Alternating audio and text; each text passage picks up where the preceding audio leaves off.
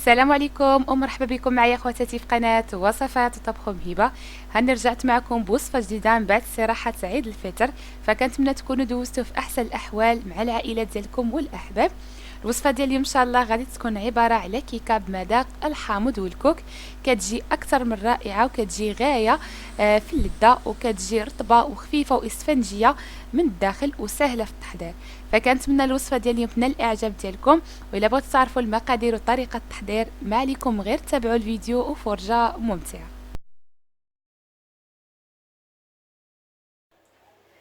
فغادي نبدا على بركه الله. بالنسبه للمقادير غادي نحتاج كاس ديال السكر ما يعادل 150 غرام، عندي كاس ديال الزيت دائما العبار بالكاس ديال العنبه ما يعادل 150 ملي، غادي نحتاج واحد العلبه ديال الياغورت من وزن 110 غرام.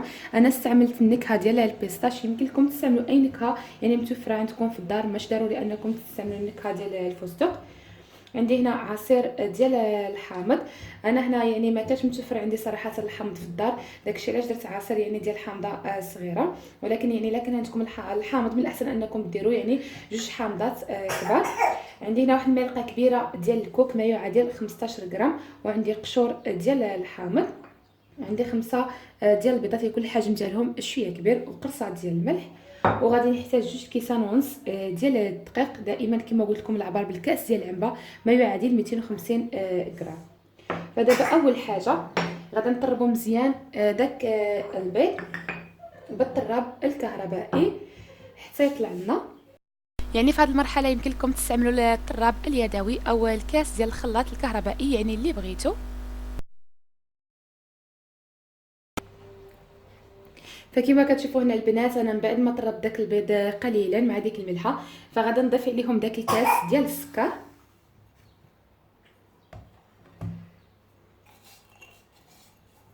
وغادي نعاود مره اخرى نطربهم مزيان.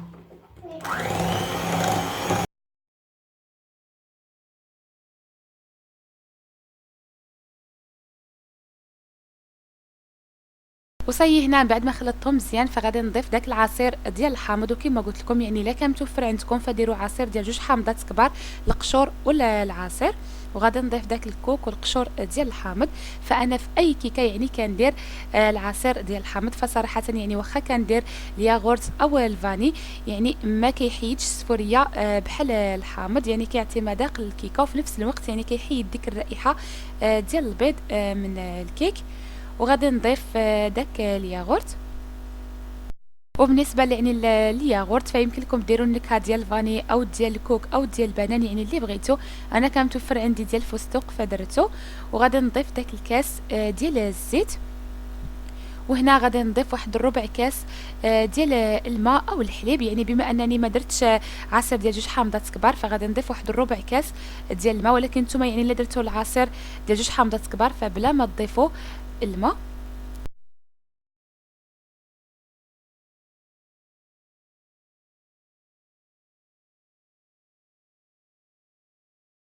وصاي غادي نعاود نخلط مزيان هاد المكونات مع بعضهم.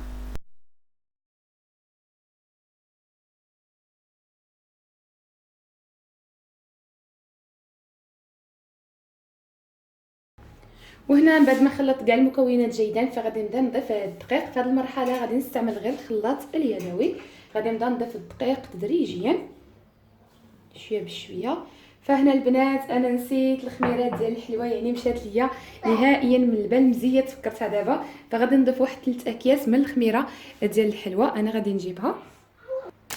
فشحال من مره كتوقع ليا انني ننسى الخميره ديال الحلوى حتى كندخل الكيكه ديالي للفران، عاد كنتفكر بانني ما ضفتش الخميره. فدائما حاولوا انكم ديروها هي الاولى باش ما تنساوهاش. فغادي نضيف 3 ديال الاكياس، غادي نضيفهم مع الدقيق.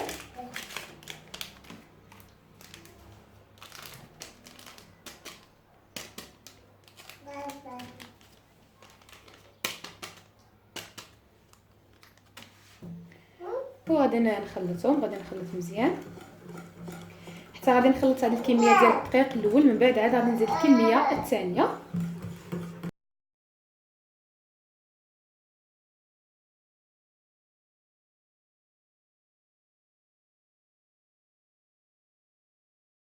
فانا هنا غادي نقلب هذا الخليط في شي اناء اخر كبير حيت هذا صغير وما تشورليش انني نخلط مزيان. وغادي نستمر بحال هكا، يعني نضيف الدقيق شويه بشويه حتى نكمل كاع الكميه اللي عندي ونخلطهم مزيان حتى ما يبقاوليش نهائيا دوك الحبيبات ديال الدقيق، ونرجع معكم. وها هو الخليط ديال الكيك راه موجود، وكما كتشوفوا فالقوام ديالو يعني كيجي ثقيل واحد شويه بحال هكا. فدابا غادي نجيب المول اللي غادي ندير فيه الكيكه.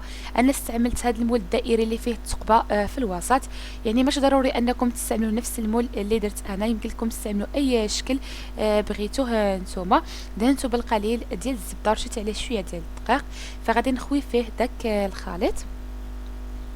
فبالنسبه للمول انا عندي يعني المول شويه كبير، يعني نتوما الا كان عندكم الحجم ديال المول شويه صغير فما ديروش يعني كاع 5 ديال البيضات، ديروا غير 4. انا غادي نخلي لكم يعني القياس ديالو، القطر ديالو والعلو في صندوق الوصف.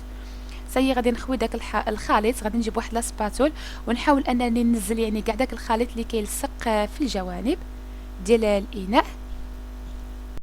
ودابا غادي ندخل الكيكه ديالي للفران. وبالنسبه للفران فانا ما كنسخنوش من قبل، يعني حتى كندخل الكيكه للفران عاد كنشعلو، كنديروها من الفوق، يعني كنطيبوها بحال اي كيكه عاديه، يعني النار تكون شاعله غير من التحت على نار يعني هادئه حتى نشوفوا ان الكيكه تنفخات وبدات الحموريه كتطلع مع الجناب. كنجيبوا واحد الموس او عمود يعني كنخشيوه فيها الا يعني طلع ناشف، فالكيكه ديالنا راها طابت. كنهبطها لتحت يعني باش يحمر الوجه ديالها قليلا. وبالنسبه يعني المده ديال الطياب فراه كتبقى يعني حسب كل واحد والفران ديالو.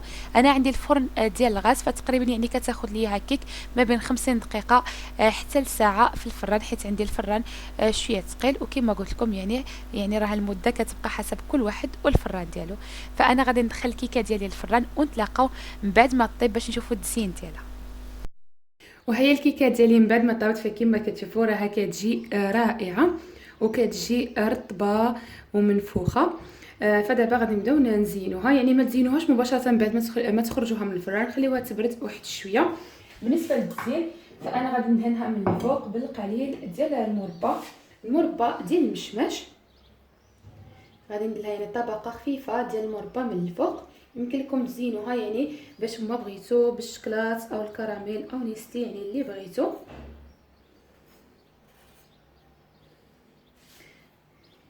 هذا القشور ديال المشماش غادي نحيدو.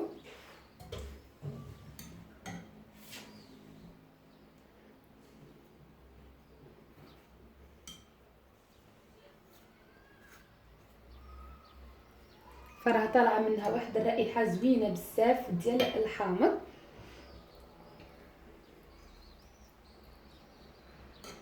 من بعد ما غادي ندير لها ديك يعني الطبقات ديال المربى، غادي نزينها من الفوق بشويه ديال اللوز كونكاسي او الكوك، حتى الكوك كيجي رائع مع المربى ديال المشماش. صافي غادي نزينها بحال هكا. انا غادي نكمل التزيين ديال الكيكه ديالي ونتلاقاو نشوفوا الشكل النهائي ديالها في طبق التقديم.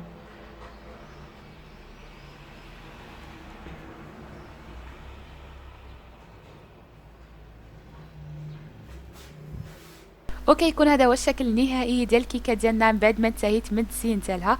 فراها كتجي اكثر من رائعه شكلا ومذاقا وكتجي لذيذه بزاف.